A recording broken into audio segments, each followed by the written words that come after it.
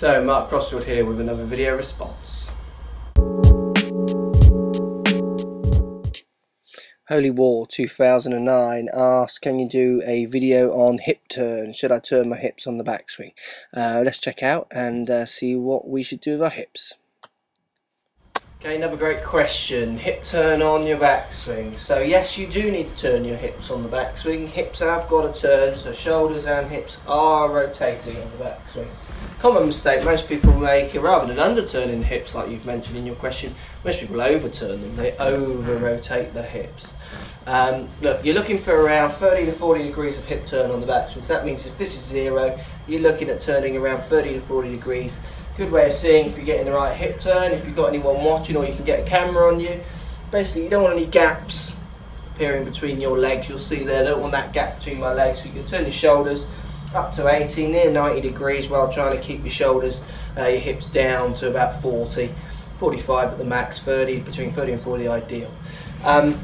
Another big problem people do when they do the hip turn is they put not only too much turn in, but they put too much hip tilt in as well. As soon as you start tilting your hips the wrong way, as well as turning them, it means you get double amount of rotation. So by tilting them this way, so over tilting them allows you to rotate them more.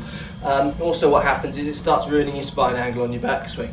So what happens is you'll notice that my backswing, if I tilt my hips, tend to sway with my hips, and my spine starts to lean towards the range where I'm hitting it, opposed to keeping hips relatively level and just turning around 30 or 40 degrees, which allows you to coil more onto your right side.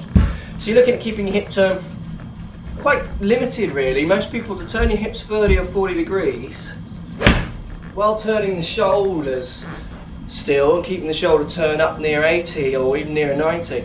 For lots of people that feels very restrictive to turn your upper body that much against your lower half. So certainly if you're not turning your hips at all, that's a bad thing. You want to start using them about 30 or 40 degrees. Certainly don't go up to 50 and 60.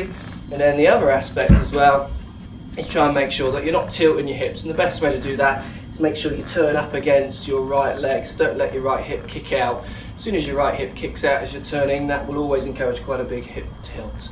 I hope that helps. Keep your hip turn down to a minimum really. You'll get much crisper strikes, much more coil on the backswing.